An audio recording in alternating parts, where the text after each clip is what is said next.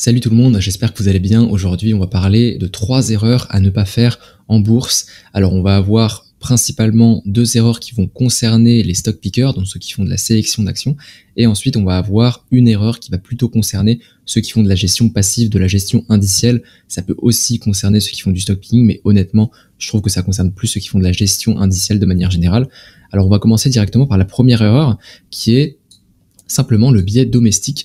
Le biais domestique, qu'est-ce que c'est? C'est simplement le fait de se dire, ok, je vais investir dans le pays dans lequel je réside parce que j'ai une connaissance qui est meilleure, et ça peut être aussi ce sentiment patriotique, forcément, en tant que Français par exemple, on a plus la facilité d'investir dans les entreprises françaises parce qu'on est français, et aussi parce que on a plus de facilité, parce qu'on peut voir les entreprises directement à côté de chez nous ou pas, mais étant donné qu'on vit dans ce pays, on a cette facilité, cette proximité avec celui-ci. Du coup, c'est beaucoup plus facile d'investir, psychologiquement en tout cas. Et en fait, ce qu'il faut regarder de toute façon, c'est un peu quand même élargir son spectre de vision, et quand on souhaite de toute façon prendre soin de son patrimoine, le faire croître à long terme, le but c'est quand même de faire une rétrospection des différentes classes d'actifs et aussi des différents pays. C'est-à-dire que là, globalement, on a une étude qui a été menée par le Crédit Suisse en 2022 ou 2023.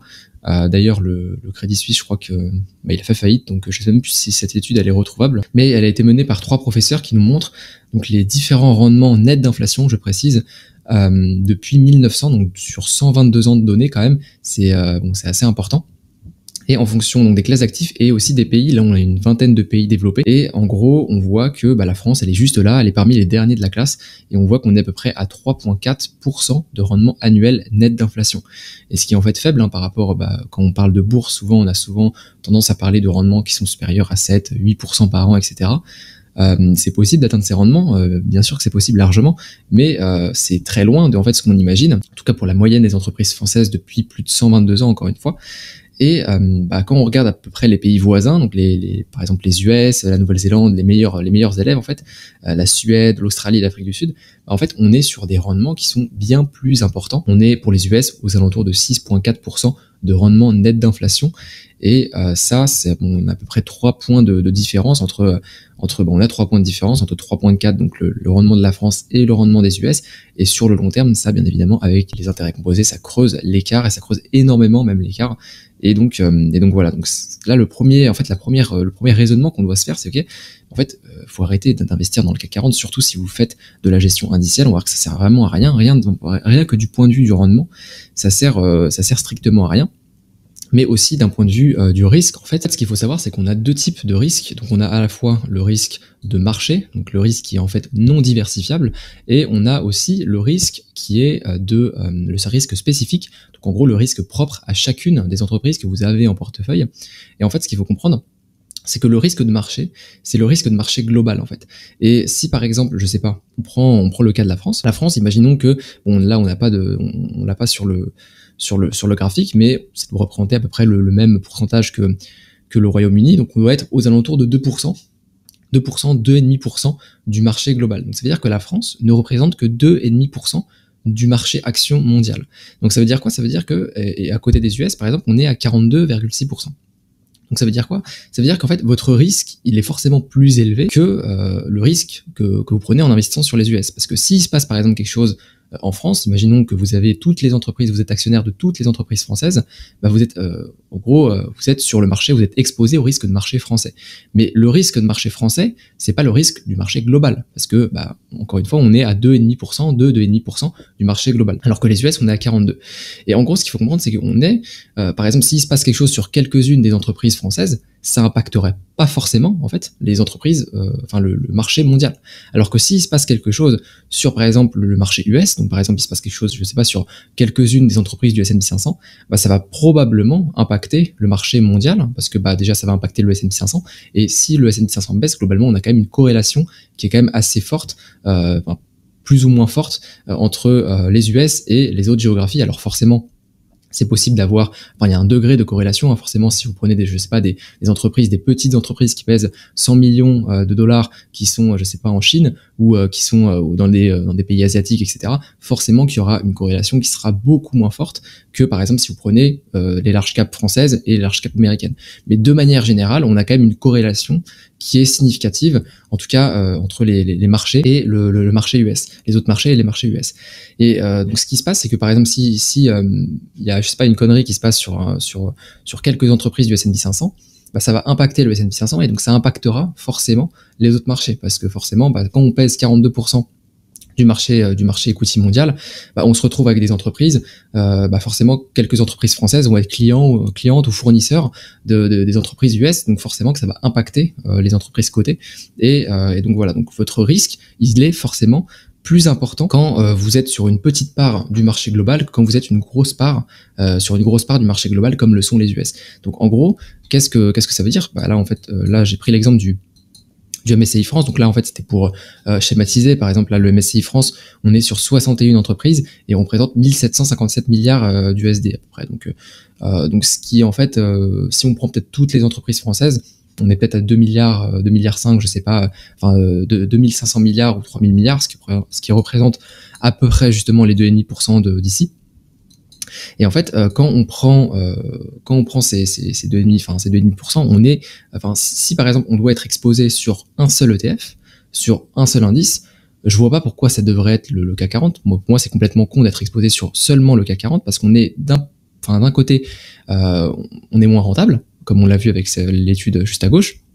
Mais d'un autre côté, on est exposé à plus de risques parce que forcément, on est sur une part du marché qui est beaucoup plus faible. Et donc forcément, pour, on va dire, être exposé, enfin pour avoir, on va dire, améliorer ou optimiser le ratio rentabilité-risque, vous devez à la fois optimiser votre rendement, mais à la fois aussi diminuer votre risque.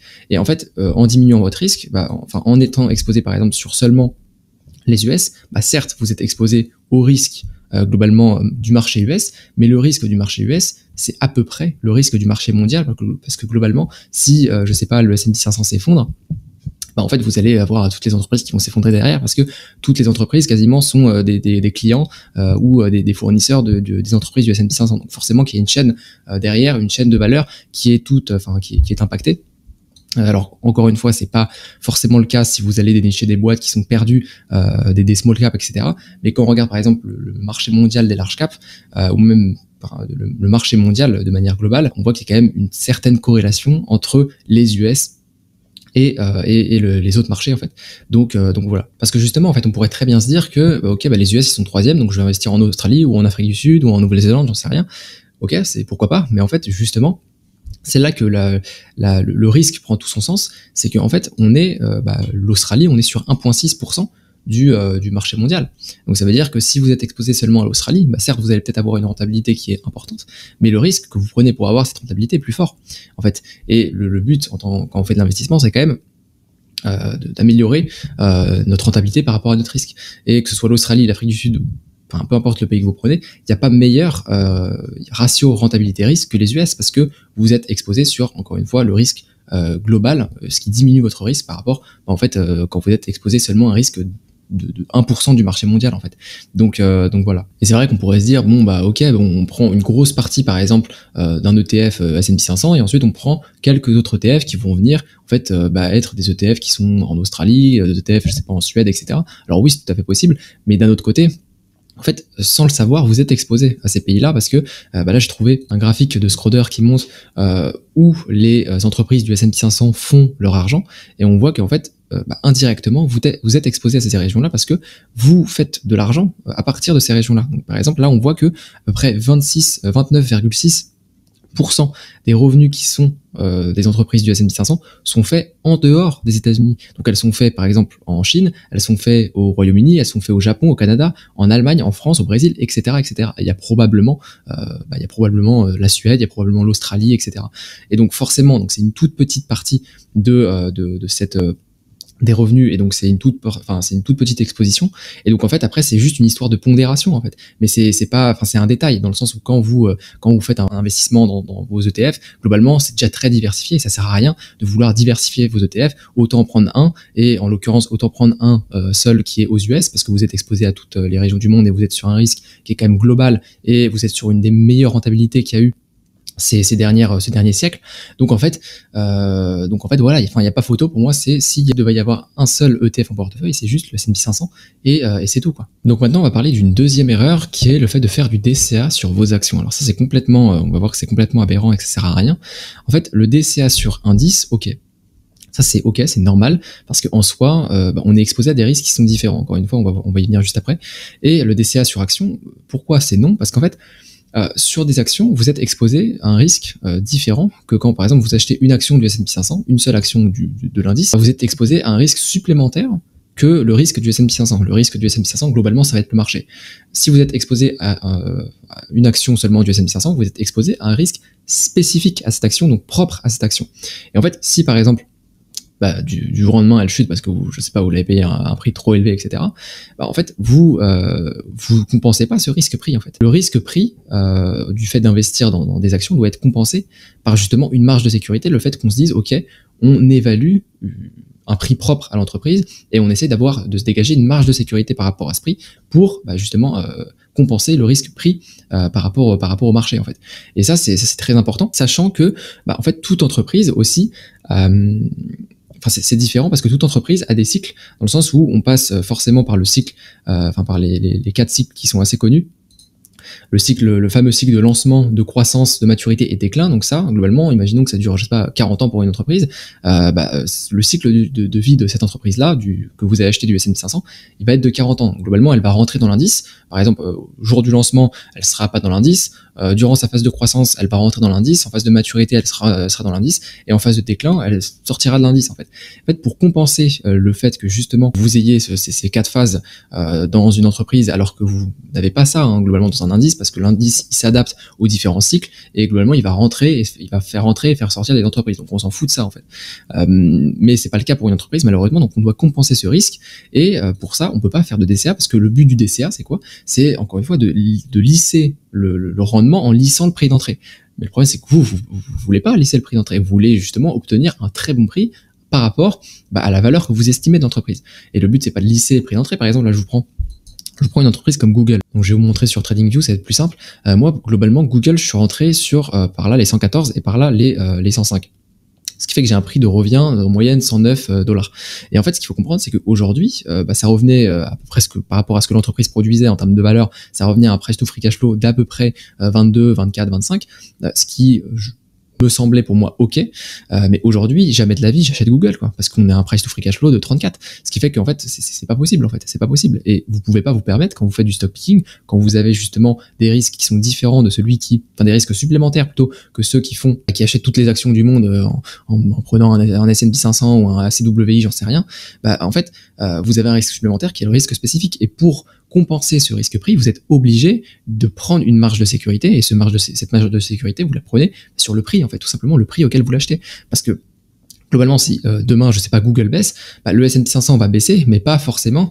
Si par exemple le Google, baisse de 10%, le S&P 500 il pourra baisser parce que Google représente quand même pondère une grosse partie de l'indice, mais il va probablement pas baisser de 10%, parce qu'il y a d'autres entreprises derrière qui vont compenser ça, qui vont compenser la baisse de Google. Donc en fait, ça sert à rien de faire du DCA sur des actions, en fait. Donc là, par exemple, on est sur le top 10 des entreprises du Fortune 500 de 1990. Donc on va retrouver des boîtes comme General Motors, Ford, ExxonMobil, IBM, etc., etc. Et en fait, trouvez-moi une entreprise qui est aujourd'hui dans le top 10 du Fortune 500 qui était dans le top 10 du Fortune 500 en 1990. Il y en a pas, en fait. Il y en a pas. Pourquoi? Parce que tout est cyclique, et ça montre bien que tout est cyclique, et que tôt ou tard, toute entreprise passe par cette phase de lancement, croissance, maturité, déclin. Et voilà. Donc en fait, en moyenne, moi je pense que ça dure une quarantaine d'années, ce qui fait que ça sert à rien de faire du DCA sur des actions, parce que déjà vous compensez pas le risque par rapport au prix payé, par rapport au lissage de prix, et en plus qu'en fait tout est cyclique, et que l'indice il s'adapte, l'action ne s'adapte pas, parce qu'elle passe par une phase, par 4 phases, en fait, et que tôt ou tard elle passera par une phase de maturité où elle commencera à ralentir, puis ensuite déclin. Donc ça sert plus à rien. Donc tout ça pour dire qu'en gros, ça sert à rien en fait de faire du DCA sur des actions. Autant se contenter d'acheter à un meilleur prix. Et si vous n'avez pas le meilleur prix possible, bah, vous allez ailleurs en fait. Il y a d'autres opportunités, il y a d'autres actions qui sont disponibles dans d'autres marchés, etc. Et vous n'êtes pas obligé de rester sur de vous cantonner sur une action. Il y a énormément d'actions qui sont disponibles à des prix justes. Donc vous avez le choix en fait. Donc maintenant, la troisième erreur, c'est pour moi la diversification. Alors par diversification, j'entends plus surdiversification, mais étant donné que c'est assez subjectif comme terme, c'est-à-dire que pour quelqu'un, une surdiversification, ça peut être à partir de 20 actions, d'autres, ça peut être à partir de 30 actions, 35 actions, etc. Mais de manière générale, je dirais oui, la surdiversification. Et en fait, pourquoi c'est une erreur selon moi ?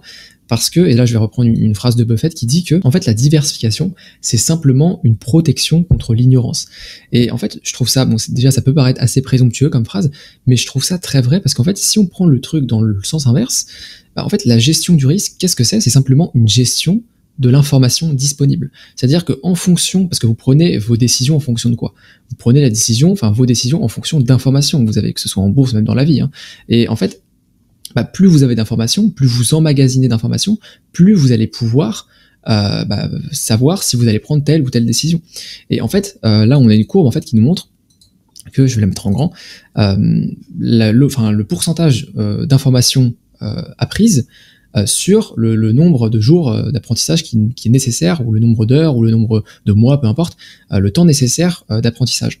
Et en fait, c'est un logarithme dans le sens où, bah, au début, c'est très facile d'obtenir de l'information. Par exemple, vous voulez vous renseigner sur une entreprise, je sais pas, LVMH par exemple, bah, vous allez taper sur Internet, vous allez rechercher sur Internet qu'est-ce que fait LVMH, et forcément, vous allez tomber sur tout un tas de résultats, et en à peine 30 minutes, 1 heure, etc., vous allez pouvoir apprendre beaucoup d'informations utiles sur LVMH. Mais plus vous acquérez de l'information, plus c'est compliqué d'avoir de l'information utile, parce que vous avez déjà emmagasiné beaucoup d'informations. Et donc c'est pour ça que c'est un logarithme qui tend vers 100%, mais on n'atteint jamais vraiment 100% parce qu'on n'est pas omniscient forcément et qu'on peut pas obtenir toutes les informations disponibles. Donc le but, déjà il y a une question déjà qui est importante, c'est à partir de quand est-ce qu'on s'arrête ?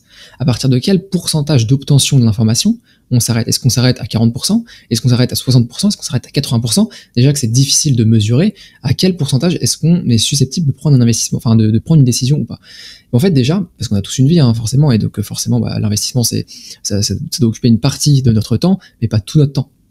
Et surtout que ce qui est très important, c'est de repérer à un moment donné, et ça je pense qu'il y a que l'expérience qui peut faire ça, mais c'est de repérer à un moment donné où est-ce qu'on s'arrête et où est-ce qu'on se dit ok, bon là je prends une décision, j'investis pas, ou je conserve, ou peu importe. Mais en fait je trouve ça très important de devoir s'arrêter à un moment donné, parce qu'en fait on est tous humains, et à partir d'un moment on continue, par exemple si on continue d'obtenir de l'information, par exemple à partir de là, on est à 80%, on est à 80% par exemple, on est ici, ou à 90%, peu importe, et qu'on souhaite en connaître le plus possible, en fait ça fait gonfler simplement notre confiance en nous, notre ego, mais ça fait pas gonfler derrière notre rentabilité en fait, parce que notre rentabilité elle va être la même dans tous les cas. Donc le but c'est vraiment d'optimiser le temps passé, certes avant tout c'est quand même d'optimiser le rendement qu'on a par rapport à notre risque, mais c'est aussi optimiser la rentabilité qu'on va avoir par rapport au temps passé, par rapport à l'énergie passée, et ça c'est difficilement mesurable encore une fois, et encore une fois je pense que c'est l'expérience de toute façon qui fait que tôt ou tard, on sait à peu près jauger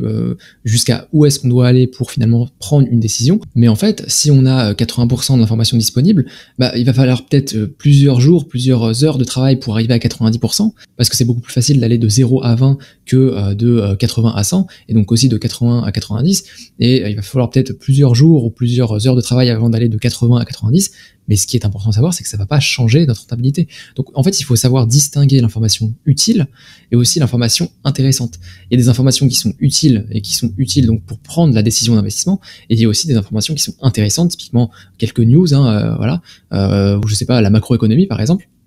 La macroéconomie, ça fait partie des informations intéressantes, mais c'est pas utile pour prendre une décision d'investissement. Pareil, si par exemple vous avez une entreprise, j'en sais rien, je prends un exemple, mais imaginons que l'entreprise a 200 usines et que globalement vous avez une usine qui fonctionne pas, sur les 200, c'est une information intéressante, mais qui est pas utile. Par contre, ça va affecter probablement, ou probablement pas, j'en sais rien, votre jugement, parce que on vous a dit qu'il y avait une usine sur les 200 qui fonctionnait pas. Mais quelque part, ça n'empêche que la rentabilité de la boîte, elle est quand même supérieure à 99%, parce qu'il y a 199 usines qui fonctionnent. Donc tout ça pour dire que voilà, on est est tous humains et forcément on est tous affectés par nos émotions, et le but c'est quand même de savoir quand est-ce qu'il faut s'arrêter, et voilà. Donc ça, je pense que de toute façon il n'y a que l'expérience qui peut le dire, mais de manière générale, essayer d'avoir l'information qui est utile. Donc tout ça, ça va être la croissance, le quantitatif, en fait, l'élément quantitatif, savoir dans quel secteur l'entreprise opère, donc son business model, se renseigner sur le business model, et ensuite à partir de là, quand vous avez à peu près englobé tous ces points-là, il y a effectivement quelques points qualitatifs comme le management, etc. Mais tout ça, ça reste, selon moi, si un management est bon, l'entreprise aura des bons chiffres. Donc pour moi, tout peut se quantifier, entre guillemets, et ensuite, après, ça reste, c'est futile, c'est de l'information qui est intéressante, mais qui est pas forcément très utile pour prendre la décision d'investissement. Donc voilà. Et aussi, j'aimerais revenir sur une phrase de Buffett qui est vraiment incroyable, je trouve, qui représente bien tout ça, et qui est, en fait, il dit que mon travail, c'est simplement d'emmagasiner un maximum d'informations, d'établir des corrélations et de voir si elles aboutissent parfois à des prises de décision. Et en fait, c'est totalement ça, c'est-à-dire qu'en fait, plus vous apprenez de choses, plus vous allez avoir des points qui vont s'afficher, et votre capacité à relier ces points-là, ça va en fait vous permettre de prendre des décisions qui vont avoir un réel impact, qu'il soit positif ou négatif, sur l'entreprise que vous gérez, etc. Et donc forcément que ça aura un impact sur la rentabilité, etc. Et donc là, il dit ça en tant que CEO, mais c'est pareil, nous, en tant qu'investisseur, c'est-à-dire que on va emmagasiner un maximum d'informations, établir des corrélations, et ensuite savoir si ça amène à des prises de décision, à savoir vendre, acheter, conserver, etc., etc. En tout cas, c'est tout pour cette vidéo. Hâte d'avoir vos retours en commentaire, et puis